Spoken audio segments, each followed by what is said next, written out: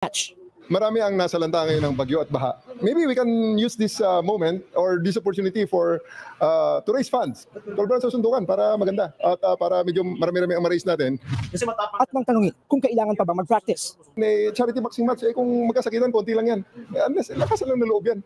Sa akin naman, well, pareho lang naman kami siguro walang practice. Or baka kung nag-practice siya, okay lang din. Let's see. Stop.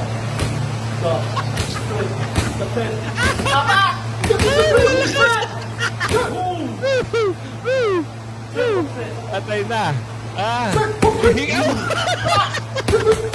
Wala ito. Hindi ka kayanin. Oo. Wala. Pag nakalima, hinihingal na.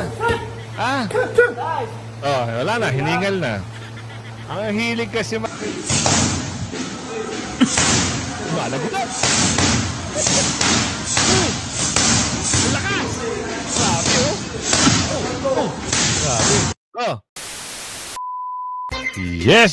Magandang hapon muli sa ating mga kasama. Nandito na naman si Kuya Goods nagbabalik. At syempre, kung di ka pa nakasubscribe sa ating channel, pasubscribe na lang po at hit mo na rin yung bell para lagi kang updated sa ating mga video. Ito na! Boxing na ba? Nako, pang malakasan ng mga yung mga banat ni Hayer, no? Talagang pinagbigyan daw yung hiling ni Mayor Baste. At kung gusto raw ay sa Araneta. Wow! Sabaw! Pero may nakita tayong video. Pinagkumpara ko kasi mga kasama yung suntok ni Hayer at suntok ni Mayor Baste, ang layo ng diferensya. Oo, mamaya ha. Kasi pag nahagip ka ng suntok, ni Mayor Baste, sigurado taob. Mamaya, 2 video ang nakita natin kasi nagpa-practice na ho ata itong si sa video nagdedepende tayo sa video. Nagpa-practice na itong si The Hayer. Oo, parang, alam niyo ba kung baga sa ano ba tawag doon? Ampaw yung suntok Oo, hindi mo makikitaan ng lakas. Yun ba yung tapang at yabang ang sinasabi lang, sabi ni Aling Rodora dito. Pero yan, at meron pa tayong dapat pag-usapan. Totoo bang nakalabas na si Tatay Digong? Yan ang ating alamin. Exciting part ito mga kasama. Bakit? Bakit na sabi natin? Meron na hong nagtatanong at nagbabalita na bigla raw may nakita. Bakit daw nilabas sa detention center at hindi na binalik? At nung tinanong daw si BP Sara, siyempre, hindi aaminin yun.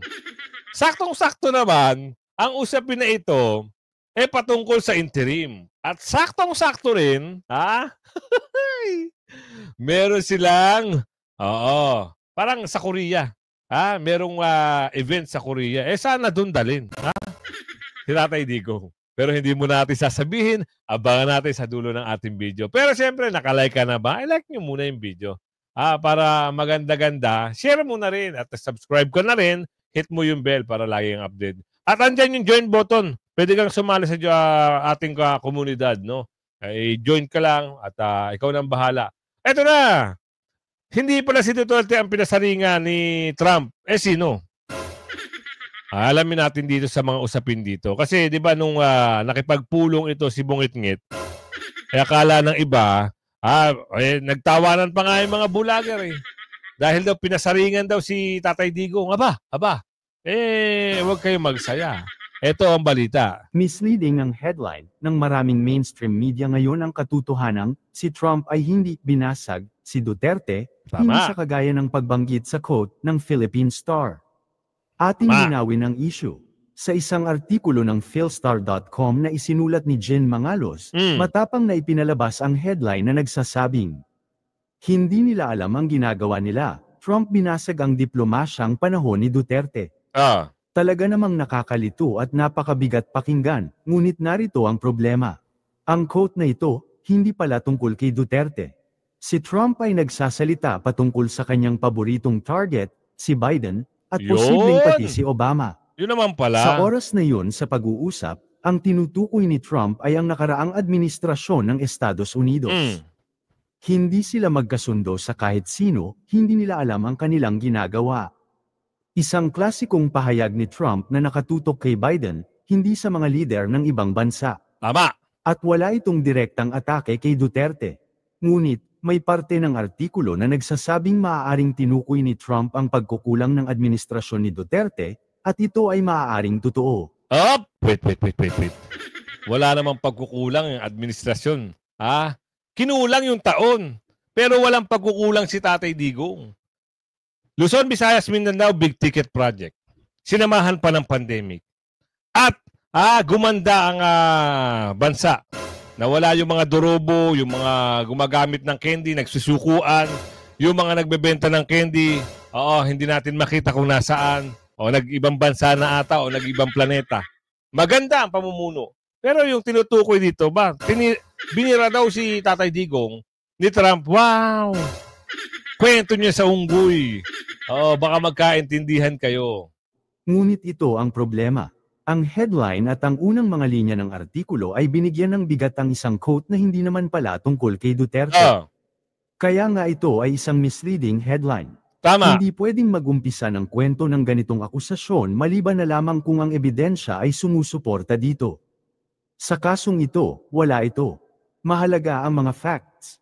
Mahalagang isaalang-alang ang konteksto. At ang headline na ito, tinutok ang mga ito sa maling paraan. Pero Tama. ang tanong, bakit mas highlight sa media si Duterte kaysa kay Marcos na siya mismong nakipag-usap kay Trump?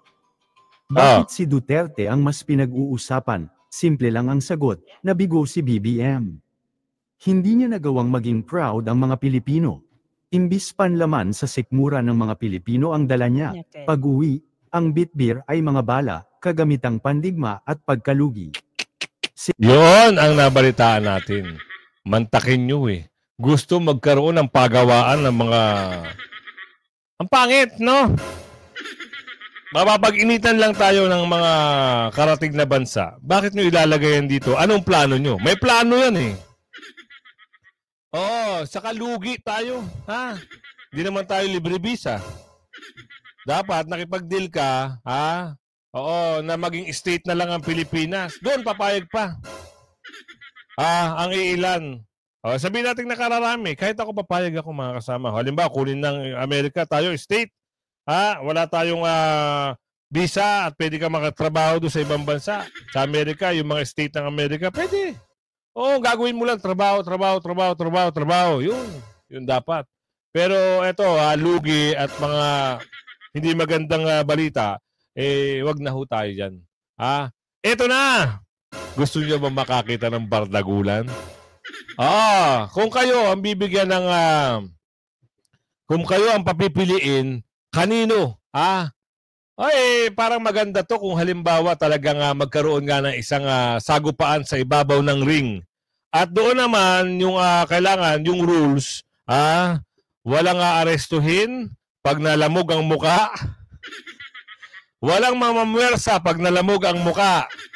At walang uhulihin pag nalamog ang muka. At walang kakasuhan pag naglamog ang muka.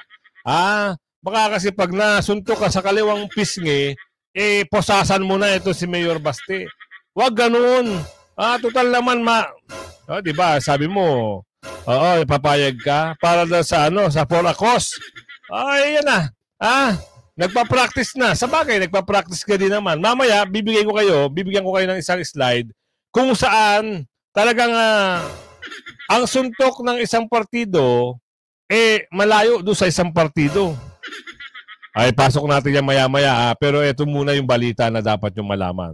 Sino ba ang dapat yung piliin? Wait lang Masyadong nauna ito si Hindi inatrasahan ni PNP Chief Police General Nicolas Torre III ang hamong suntukan ni Davao City Acting Mayor Baste Duterte. Sinagot din ng general ang mga umaangal sa pagpatol niya sa hamon. Yan ang Express Report ni Brian Castillo. Matapang ka lang naman, we have the position pero gusuntukan tayo. Ano kung makaya kita? Sarap talaga kawain. Totoo lang. May gigil ang pahayag na yan ni Davao City Acting Mayor Baste Duterte laban kay PNP Chief Nicolas Torre III. Sa isang vlog, naglabas ng hinanakit si Baste na anya pinupuntirya raw ang kanilang pamilya. Ang hamong suntukan, hindi natrasan ng general at nagsuggest pa ng venue. Kung yan ang gusto niya, madaling pagbigyan yan. Boxing na lang para madaling i-set up. At gawin natin this coming Sunday, 9 o'clock. I'll be there in Araneta. I'll ask Talaga Araneta ba? to set up a boxing ring. Hopefully they will oblige. Kung wala naman, di maghanap tayo ng kung saan gym ang gusto niya. Pero bukod sa palitan ng sapak, bakit hindi raw gawing sa pulsa kabutihan? Mungkahin ni Torre, charity boxing match. Marami ang nasa lanta ngayon ng bagyo at baha. Maybe we can use this moment or this opportunity to raise funds. Tulad sa sundukan para maganda at para medyo marami-rami ang ma-raise natin. Kasi matapang. At nang tanungin kung kailangan pa ba mag-practice. May charity boxing match, kung magkasakitan, konti lang yan. Unless, lakasan lang ng loob yan. Sa akin naman, pareho lang naman kami siguro walang practice. Or baka kung nag-practice siya, okay lang din. Let's see. Ganun ba? Ito na, charity match. Ito na yung inaabangan. Gusto nyo abangan? Para makita nyo kung sino talaga yung magaling sa magaling, sa bakbakan sa taas. Para naman sa mga bashers na aangal sa kanyang pagpatol, may banat din ng general. Mag-donate sila para makaraise tayo ng pondo. Pay-per-view. Sige, ganito na lang. Meron akong 500 pesos dito. Tumbasan mo kung sino, yung makatore dyan. Meron akong 500. Dadagdagan natin, gawin natin 600 para matuloy lang, hindi pala. Kung usapin na pay-per-view, sige, bibili na lang ako ng pay-per-view para kumita for a cost. Pero ipapakita ko sa inyo mamaya. Tapos silang natin ito kung ano yung suntok na binibitawan ni Mayor Baste at ni Mama. Baka kasi basta walang hulihan, walang mapipikon. Total naman, kumasa ka sa hamon, tignan natin. Tuloy. Wala pang sagot si Baste kung game ba siya this Sunday. Ito. Pagbasihan nyo yung dalawang video, Uunahin natin i-play itong suntok ni Mayor Baste. Malagot. Lakas! Grabe, meron naman ako ipapakita sa inyo. Isa naman video. Kung gaano kalakas yung suntok ni Mayor Baste, ito naman siya.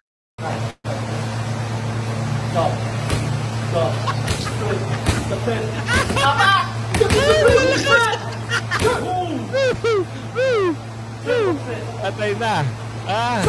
Hihingal. Wala ito. Hindi ka kayanin. Oo. Wala. Pag nakalima, hinihingal na. Wala na. Hiningal na. Ang hilig kasi maghamon. Ako. Ito ulitin natin kay Mayor Baste. Ulitin natin. Kanyo. Ang lakas,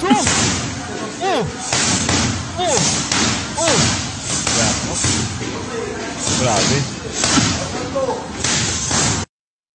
Hindi ka pa natatakot dyan? Boss, amo manager, the hire. Hindi ka natatakot sa suntok? Aba, wag ganon, baka may paglagyan. At saka ito, nasabi nyo, ito ay isang isang bagay na lumaban sa tinanggap ang hamon. Wag yung isipin na na ipapa-aresto mo pag nalamog ang mukha mo, sabi ni Aling Dolores. Wag gano'n, walang gano'n, Ay, nako. ICC pinagbigyan ng kampo ni PRD na suspindihin ang desisyon na interim release. ICC pinagbigyan ng kampo, ni PRD na suspindihin ang desisyon sa interim release play. Ano to? Bago na naman kayo? Ano to? Sinungaling Gets nyo ba? ICC. Okay. Pinagbigyan ng kampo. Okay. Okay, parang misleading ata. Hindi natin sinabi na, Pinagbigyan ng kampo ni PRD na suspindihin ang desisyon na interim release.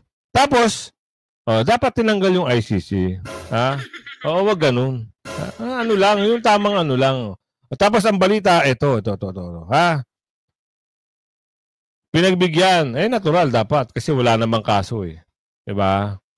Hindi pa naman napapatunayan Bigyan ng International Criminal Court o ICC pre-trial chamber ang hiling ng kampo ni dating Pangulong Rodrigo Duterte na suspendihin ang desisyon sa hiling nilang interim release para sa dating presidente upang makalap ang mga impormasyong hinggil dito. Pero nilinaw ng pre-trial chamber, hindi remedy ang pagsuspende sa proceeding sa isang request para sa interim release. Ang kanilang ginawa ay hindi rin prejudging sa issue. Ngunit para sa tama at efficient na proseso o judicial proceedings, tungkulin aniya ng defense na ibigay sa ICC chamber ang lahat ng impormasyon upang suportahan ang kanilang hiling na interim release. Bakit hindi naman parang hindi naman yun ata yung balita? Oh, ang maganda nga na lumabas na balita kaninang umaga, yung motion, ha? Ngayon may balita kayo na parang ibang klase, ha? Talagang trending na trending yung laban. Inaabangan ng sambayan ng Pilipino itong boxing match, no? Ha? Kayo ba, kung papipiliin, sino ba ang susuportahan nyo pag natuloy itong bakbakan, na? Pero mas maganda to, trending to, ha? Mas marami pang manunood dito kaysa sa laban ni Pacquiao. O kasi, di ba, first time in the history magkakaroon ng bakbakan ng mayor at saka ng general. Oy, nako, Diyos mio Marimar. ICC Ox Duterte request to defer decision. Oh, eto dapat. Oo, ito dapat yung balita. Eto bibigay ko sa inyo. Wait, masyado ka nang mamadali. Kanina parang, ewan ko yung ano ba yung balita na yun. Parang ito dapat Ox, Oo, ICC Ox Duterte request to defer decision on interim release. Di ba? Mas maganda to. Trial Chamber 1 grants former President Rodrigo Duterte's request to defer the decision on his appeal for interim release. In a filing made public on Wednesday evening, July 23, presiding Judge Julia Antonella Motok says the request was granted by majority until further action is undertaken by the defense or until the chamber deems it appropriate. The document states majority of judges noted that interim release proceedings may exclusively be triggered by the person subject to a warrant of arrest. They note the suspect preserves the right to submit a request for interim release or not at any point in time pending trial. Despite this, the ICC Pre-Trial Chamber 1 maintains that the present decision shall not be interpreted as prejudging any matter to be determined in the context of the proceedings related to Duterte's appeal. The prosecution earlier asked the chamber to reject Duterte's defense lawyer's request. The prosecution argued that the defense chose when to file its urgent application for release prematurely. Duterte's legal team asked the Pre-Trial Chamber 1 to hold off on their request for the former president's interim release until such time as the defense has assembled all information necessary. Duterte's counsel Nicholas Kaufman claimed the defense team had faced delays and obstacles since May. Kaufman also said that they received some results only a few days ago. He maintained that the prosecution team mischaracterized an undisclosed material as incomplete and should not consequently be relied upon. However, the prosecution countered this, saying that the defense's submission is incorrect. In June, Duterte's counsel appealed for his urgent interim release. The defense said an undisclosed government had expressed advance and principled agreement to receive the former president. Duterte is under the custody of the ICC over crimes against humanity charges in relation to his administration's brutal anti-drug campaign. Ako po, hindi natin masasabi, yung mga ganyang bagay kasi, may nakaabang na naman. Nabalitaan natin na ito pala, nakaabang kagad. Sabi niyo, status conference, hiling ng kampo ni ex-President Duterte sa ICC. Ayun din yung title. Abangan natin kung sino naman magsasalita. Tiyak na magugulat kayo. Bakit? Siya na naman ang bida. Bida! Hindi masaya. Sino siya? Alamin niyo kung sino yung i-interviewin dito. At merong bali-balita. Masaya.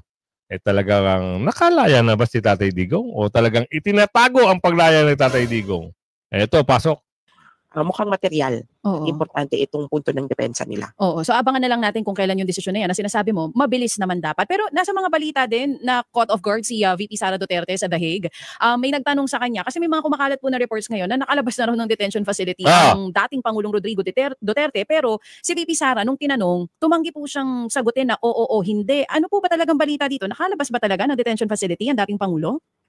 Kung sakaling nakalabas, ay posibleng temporary lang, mabilis lang. At ang isang paraan para makalabas without, hirap paano kung talagang nakalabas? Pahiya na naman kayo. Diba? Ganun lang. Needing court order, ganyan sa atin, di ba? Kailangan mo ng court order, ay for medical reasons. So, posibleng may ganun. Pero yung paglabas na, patungkol sa kaso, walang ganun. Makakalaya ka lamang kung may order mula sa court. Medical reason or emergency reason. Pero pag mga ganun na pinapalabas po for medical or emergency reasons, hindi po ba ini-inform yung pong mga, halimbawa po kayo or abogado na may hawak din po dito sa kaso or even yung pong mga biktima ng, yung pamilya po ng biktima ng drug war?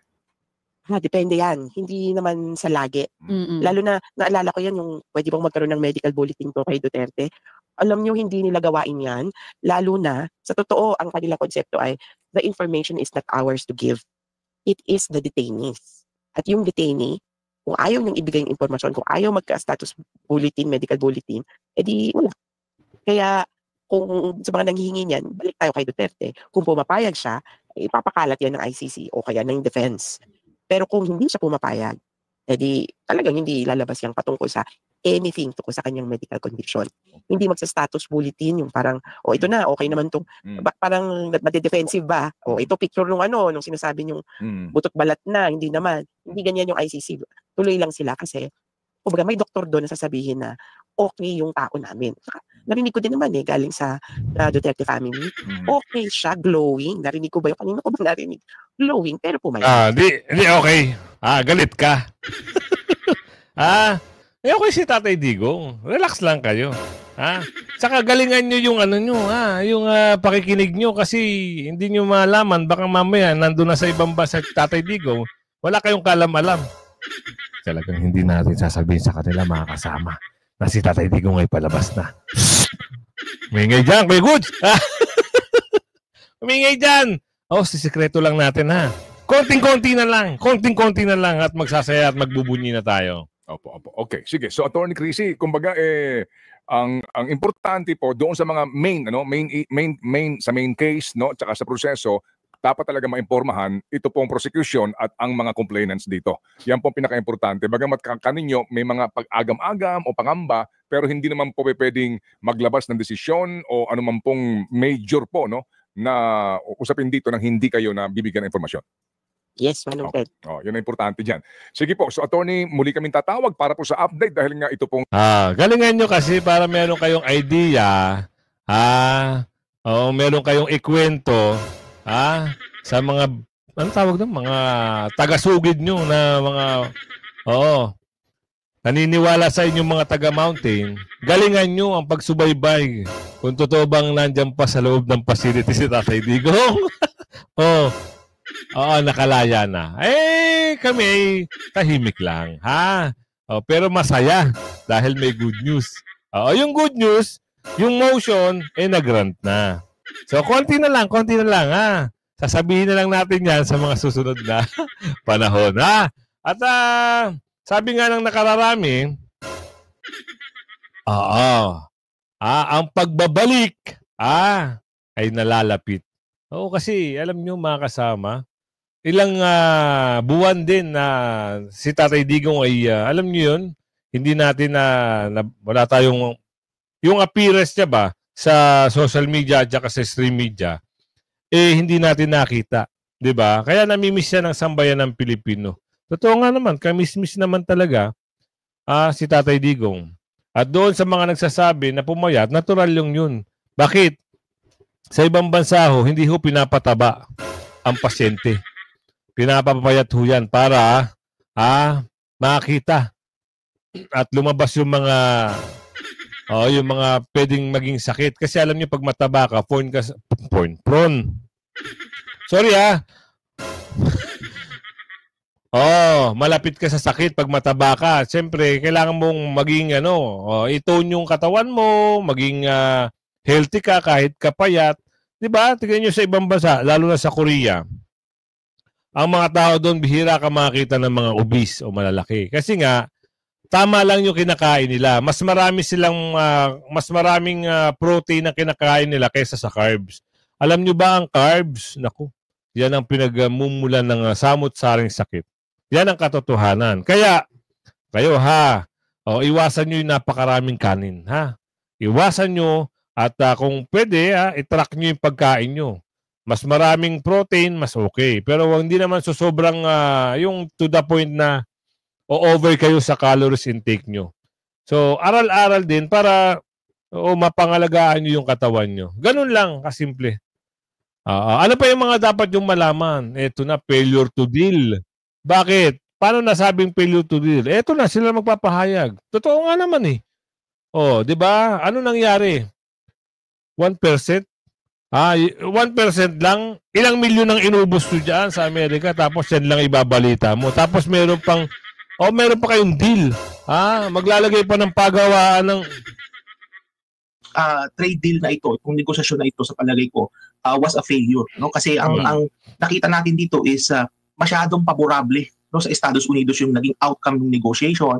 Halos wala tayong nakuha, no? At alam mo, Admar at Master Judea, kapag ka nagsimula nang pumasok ang mga produkto ng Estados Unidos sa Pilipinas na zero tariff, ibig sabihin baka mas mura dyan. Ang mga tatamaan dyan, Admar, yung ating agriculture sector.